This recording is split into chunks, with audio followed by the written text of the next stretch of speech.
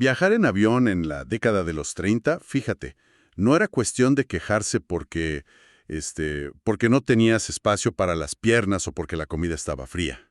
No, para nada, era otra cosa completamente distinta. O sea, subirse a una cabina en esa época era básicamente, y a nivel estadístico, una auténtica ruleta rusa. Totalmente. Una sentencia casi segura. Estamos hablando de volar sobre océanos y desiertos adentro de cajas que literalmente estaban hechas de madera, lona y unos cuantos alambres. Y el olor. Los habitáculos apestaban de forma permanente a aceite de ricino quemado. Así, un olor de la chingada que no te quitabas nunca. Y los motores hacían un ruido tan ensordecedor que dejaban a los pilotos con daño auditivo crónico. Claro, sin mencionar que no existían instrumentos de navegación confiables. Perderse de vista de la costa significaba casi siempre no volver a ser visto jamás. ¡Qué nivel de locura, verdad! Es un escenario brutal. Y lo que se me hace más increíble es el perfil psicológico de la gente que elegía meterse en esas máquinas. Es que la era del aeropostal, ese periodo pionero del correo aéreo entre Europa, África y Sudamérica, pues no atraía a personas que buscaran una carrera estable. Para nada. Atraía gente que estaba mal de la cabeza, a adictos a la adrenalina. Atraía individuos que tenían una relación casi adictiva con el peligro. Eran hombres que parecían necesitar rozar la muerte para justificar su propia existencia. Exacto. O sea, había una desconexión total con el instinto de supervivencia más básico del ser humano. Una desconexión absoluta. Y es una locura intentar comprender esa mentalidad. Elegir sentarse en un tanque de combustible volador solo para entregar cartas, requiere un desapego por la vida bastante extremo. Y precisamente ese perfil encaja a la perfección con el protagonista de la inmersión profunda de hoy. Así es. Porque este análisis, que quede claro, no es un club de lectura de esos aburridos para alabar una obra literaria y decir lo bonita que es. No, hoy la misión es otra. Hoy vamos a diseccionar a un individuo fascinante pero desastroso. Un mi rey caído, un aristócrata en decadencia, un piloto negligente. Y vamos a seguir el rastro de deudas, relaciones destructivas y, sorprendentemente, las alucinaciones por deshidratación que dieron origen a su obra. Alucinaciones literales que, contra todo pronóstico, parieron el libro más leído del mundo después de la Biblia, o sea, El Principito. Pues para desentrañar cómo surge semejante obra maestra, primero hay que entender el nivel de fracaso que arrastraba a Antoine de Saint-Exupéry en tierra firme. A ver, ponnos en contexto, porque este cuate no era un héroe cualquiera. No, para nada. Nacido en 1900 en una familia aristocrática en Lyon, Francia. Poseía el título de conde, fíjate, pero carecía por completo del respaldo económico que solía acompañar a ese título. O sea, era un noble, pero en absoluta bancarrota. Su situación estaba de la chingada. Sí, la familia conservaba el prestigio del apellido, pero las cuentas bancarias estaban completamente vacías. Es el clásico caso, haz de cuenta, de alguien educado para gobernar un mundo que ya no existe. ¿Me explico? Sin ninguna habilidad para sobrevivir en el mundo real. Y la prueba más clara de esto es lo que hizo antes de refugiarse en la aviación. Intentó trabajar vendiendo camiones. Y aquí es donde se la bañó por completo. Según los registros, después de 1 año y medio en ese trabajo, ¿sabes cuántos camiones vendió? 1. Un solo camión en 1 año y medio. O sea, su incapacidad para funcionar como un adulto responsable en el sistema comercial era absoluta. El carnal era un inútil para la vida diaria. Es que la aviación no fue una vocación romántica desde el principio para él. Fue más bien una vía de escape urgente de una realidad terrenal donde simplemente no encajaba. Literal, se fue al cielo porque en la tierra no servía para nada. El cielo le proporcionó un escenario donde su título nobiliario no importaba, pero paradójicamente su desconexión con la realidad lo convirtió en un peligro constante allá arriba. Y aquí es donde se rompe el mito, porque siempre nos lo pintan como el gran héroe romántico infalible del aire. Es un gran mito. La verdad histórica es que Saint-Exupéry era un piloto técnicamente deficiente. Sus propios instructores y colegas lo consideraban una amenaza en el aire. ¿Una amenaza? O sea, sus compañeros le tenían pánico. Desde muy joven acumuló un historial de accidentes severos. En el primero de ellos, de hecho, sufrió una fractura de cráneo que le dejaría secuelas de por vida. No, espérate. Eso rompe toda la narrativa heroica. Tenemos estatuas de este tipo como el gran as de la aviación, y resulta que era un peligro ambulante. Totalmente. Los mecánicos de su escuadrón solían reportar incidentes que hoy serían motivo de despido inmediato y hasta de cárcel. Me imagino a los mecánicos viendo a este vato al mando de equipos carísimos y diciendo, este güey nos va a matar a todos. Relataban cómo, en pleno vuelo de aviones militares, Saint-Exupéry soltaba los controles para leer poesía o tomar notas en una libreta. ¿Se la bañó? O sea, iba manejando un arma de guerra y el tipo soltaba el volante para leer poemas. ¿Qué nivel de locura? Su mente divagaba constantemente. No prestaba atención a los altímetros, ni a los niveles de combustible. Volaba con la misma falta de atención con la que manejaba sus finanzas. ¡Qué imprudencia! Está cañón. O sea, la misma negligencia que lo hacía fracasar vendiendo camiones, la llevaba a miles de metros de altura. Así es. Y esa incapacidad crónica para mantenerse anclado a la realidad, pues no se limitaba a las cabinas de los aviones, ¿verdad? Para nada. Se extendía, con resultados igual de catastróficos, a su vida emocional. El chismecito profundo. Esto nos avienta directamente a 1931, en Buenos Aires, cuando este cuate se cruza con Consuelo Suncín. El encuentro con Consuelo es el punto de inflexión donde sus tendencias autodestructivas encuentran un espejo perfecto. A ver, cuenta, porque ella tampoco era una perita en dulce. Ella no era una aristócrata sumisa, para empezar. Era una artista salvadoreña, de espíritu bohemio, y algo que escandalizaba muchísimo a la alta sociedad francesa, era doblemente viuda y divorciada. ¡Ay, no! Para la época eso era el escándalo total. Había estado casada con Enrique Gómez Carrillo, un diplomático y escritor sumamente influyente.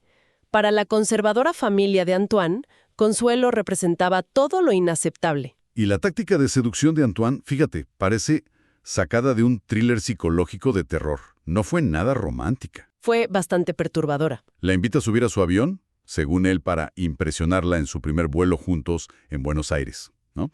Y una vez en el aire, a cientos de metros del suelo, este piloto, que ya dijimos que tenía un historial de accidentes larguísimos, le exige un beso. Y cuando ella se niega... Ajá, exacto. Ante la negativa de ella, el vato amenaza con empujar la palanca en picada y estrellar el avión contra el suelo si no lo besa. Una extorsión en toda regla. Eso no es romance. O sea, eso es tomar a alguien de rehén. Es manipulación bajo amenaza de muerte. Está de la chingada. Y esa escena inicial dictó el tono de todo su matrimonio. Fue una dinámica basada en el control, el miedo y una intensidad abrumadora. Como un choque de trenes en cámara lenta. Haz de cuenta que estaban juntos porque ninguno de los dos sabía vivir en la Tierra. Necesitaban el maldito drama. Las memorias póstumas de Consuelo revelan un escenario de egoísmo profundo por parte de él.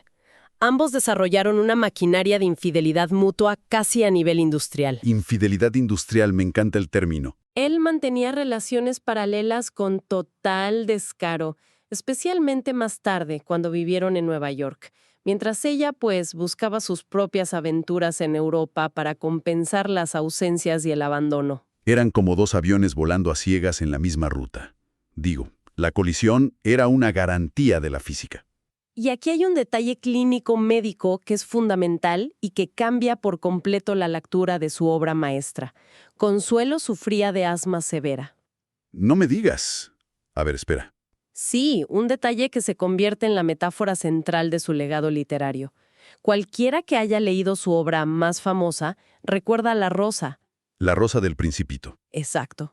Una flor caprichosa, sumamente vanidosa, frágil, que tose sin cesar y que le exige al protagonista que la proteja bajo una cúpula de cristal para evitar las corrientes de aire. Me estás volando la cabeza. Es una representación directa y, la neta, bastante cruel de Consuelo. Pixie, al protagonista con sus necesidades médicas, es su esposa salvadoreña. ¡Es ella! Sin duda. Es impresionante, fíjate, cómo este tipo tomó todo el resentimiento, la culpa y el caos tóxico de su matrimonio y lo empaquetó en un cuento que todo el mundo ve como el símbolo del amor puro. Es una de las proyecciones psicológicas más brillantes de la literatura contemporánea. Usó su arte para justificar su vida. Pero bueno, La huida de la realidad de este cuate no era solo emocional, también era económica, ¿no? Sí, esa misma irresponsabilidad que plagaba su matrimonio se reflejaba en una deuda financiera asfixiante que amenazaba con destruir su estilo de vida. Porque al señorito le gustaba vivir bien, aunque no tuviera ni un peso. Y al verse acorralado por los acreedores a finales de 1935, en lugar de reducir sus gastos o buscar un trabajo normal, tomó una de las decisiones más irracionales de su vida. Optó por el pensamiento mágico. Dijo, a ver, ¿qué hago? Ah, ya sé, voy a intentar romper el récord de velocidad en la ruta París a Saigón. Una ruta peligrosísima. Y el único motivo, detrás de esta estupidez, era un premio en efectivo de 150,000 francos que le resolvería las deudas de un plumazo. Literalmente prefería arriesgarse a morir calcinado en el intento de dar la vuelta al mundo antes que enfrentar sus obligaciones fiscales como un ciudadano funcional. Es que está de la chingada su lógica. En vez de pagar impuestos o buscar chamba, dijo, mejor me subo a esta trampa mortal. Era una apuesta de vida o muerte. Por dinero, no había más. Despegó junto a su mecánico André Prévost en un avión cargado de combustible hasta el límite absoluto para evitar escalas. Y las cosas salieron mal casi de inmediato. Tras 19 horas de vuelo agotador, navegando a ciegas debido a las malas condiciones meteorológicas y, a la deficiencia de sus instrumentos, cometieron un error de cálculo fatal. Y tómala. Se estrellaron a toda velocidad en el desierto de Libia, en pleno Sahara. El impacto destrozó el avión por completo, pero increíblemente, ambos salieron ilesos. Ilesos del choque físico, sí, pero condenados por su propia negligencia y estupidez. O sea, hablemos del kit de supervivencia que llevaban. Ah, el kit de supervivencia. Es un testimonio de su absurda desconexión con el peligro. O sea, el carnal se acaba de estrellar en uno de los desiertos más letales del planeta. ¿Y sabes qué traían? Era de risa. Unas cuantas uvas, una naranja, literal, una sola naranja, un termo con café y un poco de vino tinto. Vino tinto para el desierto. Ni siquiera llevaban agua suficiente. Era el equipaje para ir a hacer un picnic cerquita de la Torre Eiffel, no para sobrevivir al Sahara. Se la bañó. Y claro, las consecuencias biológicas de esa negligencia extrema no tardaron en manifestarse. El cuerpo humano en el desierto pierde agua a un ritmo vertiginoso. Me imagino, el calor ahí te derrite. Para el segundo y tercer día, experimentaron deshidratación severa y un estado de hipoxia. Para los que no somos científicos o médicos, la hipoxia básicamente significa que, al quedarse sin líquido, el volumen de sangre baja tanto que el cerebro deja de recibir oxígeno y azúcar. Y ahí es cuando la mente dice, hasta aquí llegué. Exacto. El lóbulo frontal, que es el encargado de la lógica y de percibir la realidad, pues empieza a fallar catastróficamente y el cerebro te proyecta películas en 3D en la arena. El cuerpo literalmente se apaga. O sea, fíjate, entiendo que llegaron a un punto en el que dejaron de sudar por completo, porque el organismo ya no tenía ni una gota de humedad. Se estaban cocinando por dentro. Literal. Se cocinaban a fuego lento. Y el cerebro, ya en la desesperación total, empieza a inventar cosas para darle sentido a la agonía. Comienzan las alucinaciones visuales y auditivas muy complejas. Saint-Exupéry relató después cómo, en medio de esa deshidratación aguda, veía espejismos increíblemente detallados. Las famosas figuras. Empezó a percibir presencias que no existían, a escuchar voces y a ver animales del desierto como serpientes y zorros fennec con una claridad que solo una mente al borde del colapso genera. Y veía otras cosas, ¿no? Sí. Incluso decía ver figuras infantiles caminando entre las dunas. Güey, qué nivel de locura. Es fascinante pensar que la semilla del cuento infantil más puro y tierno del siglo XX nació de un trauma neurológico severo por no tomar agua. Nació de la locura por deshidratación. O sea, todo ese universo mágico, el zorrito, la serpiente, no fue producto de una tarde de inspiración tomando el té en un jardín. Fue la respuesta de un cerebro moribundo, proyectando imágenes antes de apagarse. Afortunadamente, al cuarto día, un beduino que cruzaba la zona en camello los descubrió de milagro.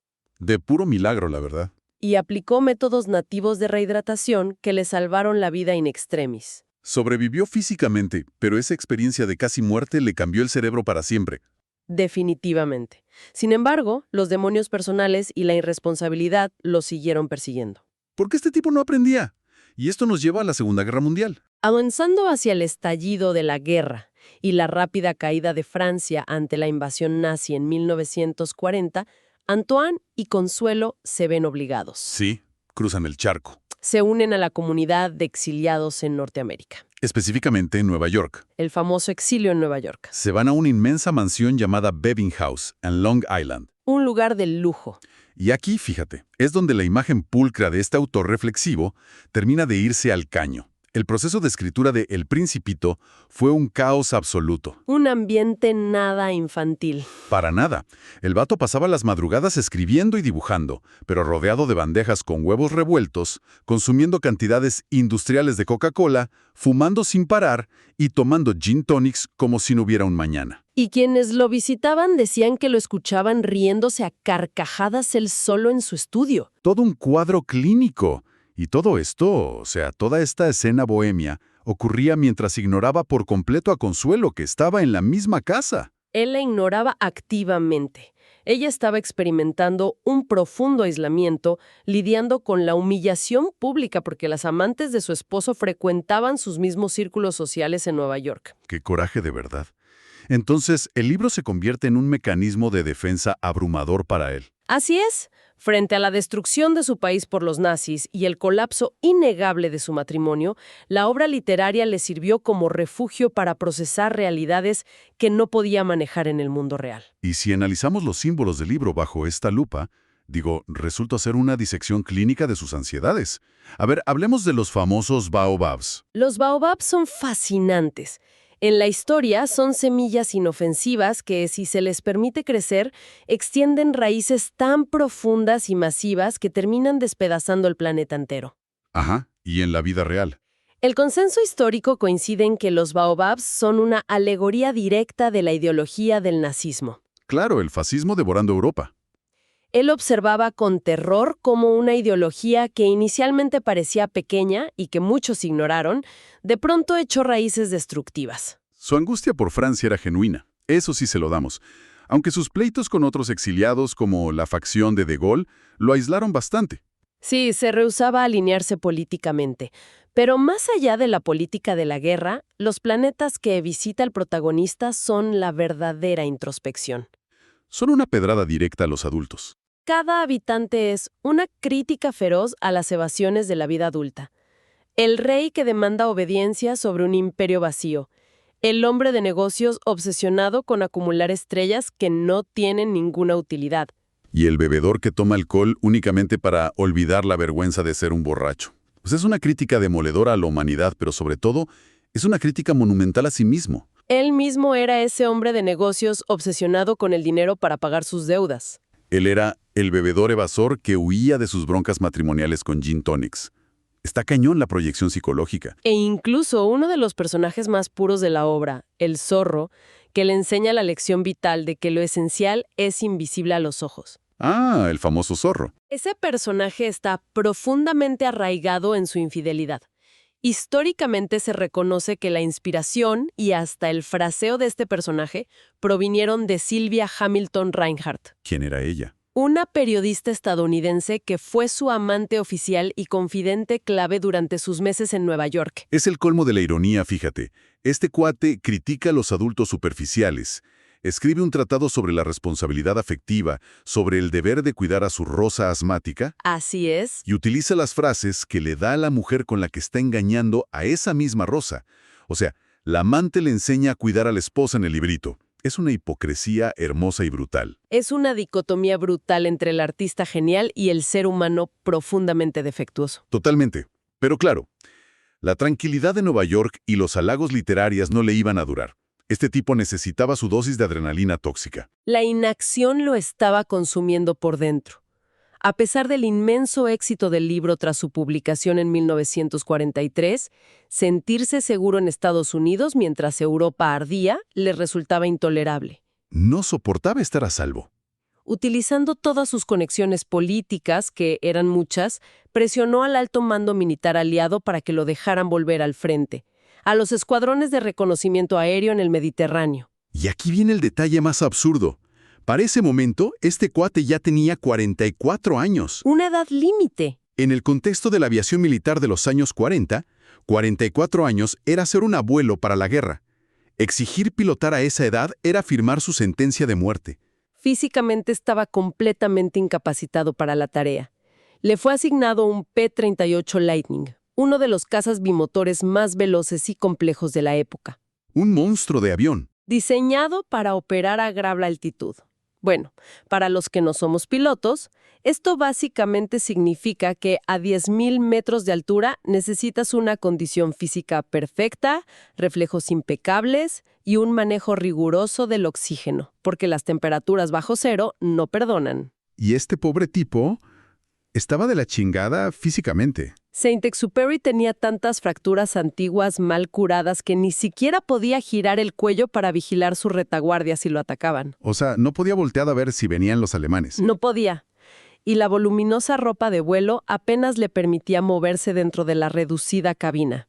Sus propios comandantes estaban aterrados de dejarlo volar. ¿Sabían que era un peligro ambulante? Creo que incluso ya había destrozado un avión aliado aterrizando mal, ¿no? Sí, al poco tiempo de regresar. Sin embargo, la fama de ser el autor del momento le sirvió de escudo y logró que lo dejaran subir a esos aviones. Hasta que, pues, la suerte se le acabó. El tiempo y las probabilidades lo alcanzaron el 31 de julio de 1944. Despega de Córcega por la mañana. Una misión suicida más. Su tarea era fotografiar movimientos de tropas alemanas en el sur de Francia, equipado con combustible para 6 horas. Y esas 6 horas pasaron. Las alarmas de la base empezaron a sonar porque no había comunicación. Y el avión jamás aterrizó. Simplemente se desvaneció en el Mediterráneo. La falta de restos generó uno de los misterios de la aviación más duraderos del siglo XX. Todos se preguntaban qué pasó. Que si fue una falla mecánica por ser tan mal piloto, que si lo interceptaron, que si él mismo se estrelló a propósito porque estaba deprimido. Y el silencio duró décadas. Parecía que el mar había decidido borrar cualquier rastro físico de su existencia.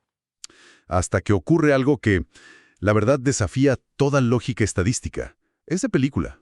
En 1998, más de medio siglo después de la desaparición, un pescador comercial frente a la costa de Marsella recoge sus redes y encuentra algo brillante. ¡Qué locura!